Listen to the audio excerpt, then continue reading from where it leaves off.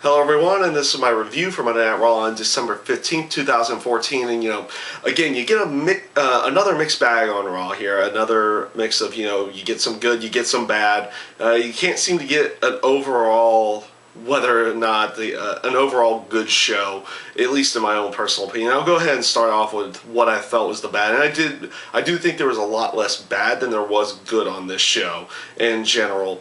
The Divas tag match, mainly just because it kind of led nowhere for anything whatsoever. So I put that on the bad category for this week with Nikki Bella, Brie Bella, and Alicia Fox and Natalya. It was pretty much just another way of them promoting Total Divas coming back on the air, but pretty much leads to nowhere. You don't really see a feud start unless they're going to put Natalya into that spotlight here after AJ to feud with the Bellas. So we'll see where they go with that, if they even go anywhere with that at all. Another area bad, and I kind of wish they would just turn Adam Rose heel at this point in time. You just want them to, they've been slowly doing this whole aspect, and they kind of put him more into a face. Like, people at this time, they kind of want to boo the guy. And why can't they just turn him heel at this in this juncture? So in the end, you can I guess you can get a semi-positive. You can almost call Kane the bad gimmick killer after this one, because he was because obviously Adam Rose got put out there with a squash match for Kane, and then eventually leading to him tombstoning the Bunny. So whatever, throwaway segment, at least in my personal opinion. I really just, they either need to get Adam Rose off the air, or they need to turn him heel. Do something with him, but don't just keep trotting him out there as some kind of face at this point, because it's pretty much been given that conjuncture that they need to do a heel turn with him in some way. So I wish they would just do that. Another area that I felt was bad, and it's not because I don't like the particular wrestlers, but Kofi Kingston, Xavier Woods, and Big E, the whole New Day gimmick that they came up, that they're having them go out there and do. It's just not working. At least not at this point. You get a few fans. You can hear a few fans chanting along with it, but pretty much, the last two nights with the TLC pre-show and tonight, you had them out there, and they gave them plenty of time, but the crowd was just left dead each time. And that's probably just a testament that they're just not getting this gimmick over in any way. Now, granted, I love Kofi Kingston on the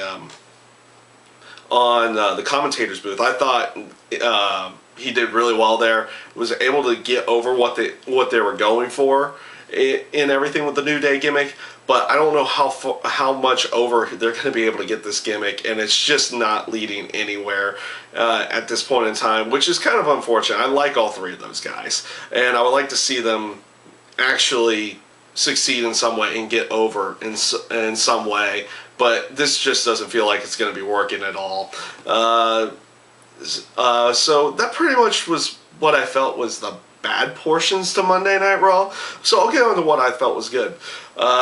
You had Rusev going out there basically to cut a promo on Chris Jericho during the highlight reel, and as it was looking like that they were going to do something with Jericho and Rusev, it was pretty much they began a new feud with him and Ryback, and I actually like this. It's a fresh feud for both Ryback and both for Rusev, and it could lead into probably some very entertaining, at least an entertaining match in my own personal opinion. And you also have Ryback, who's extremely over at this time, and of course Rusev at this time as well is really over in the terms of a heel as well. So I like that aspect. I like that dynamic they put in there with the two of them facing off, and I hope they really do highly consider this feud here in the very near future.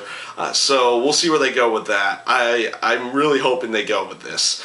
The segment with Jericho, I also like the segment with Jericho, Seth Rollins, Cena, and Paul Heyman, just leading up throughout the whole night.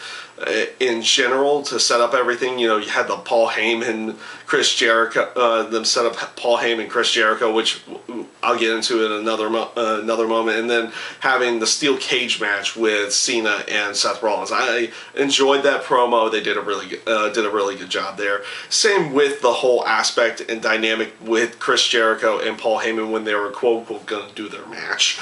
And in any way, they had the fan pool, blah, blah, blah. I liked how Paul Heyman was trying to back off of everything, then eventually bringing out Brock Lesnar. Everybody knew Brock was pretty much going to come back on this show. I'm glad that they had him, they used him in this segment to, you know, help out Paul Heyman and basically insert his dominance again in some way, shape, or form.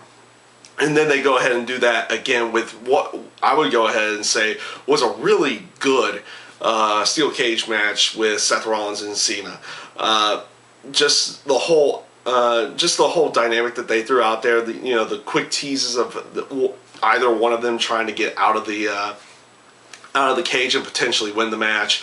The whole aspect of Cena's almost going to win, and then Mercury and Noble interfere in some way, shape, or form, and it looks like he's about to.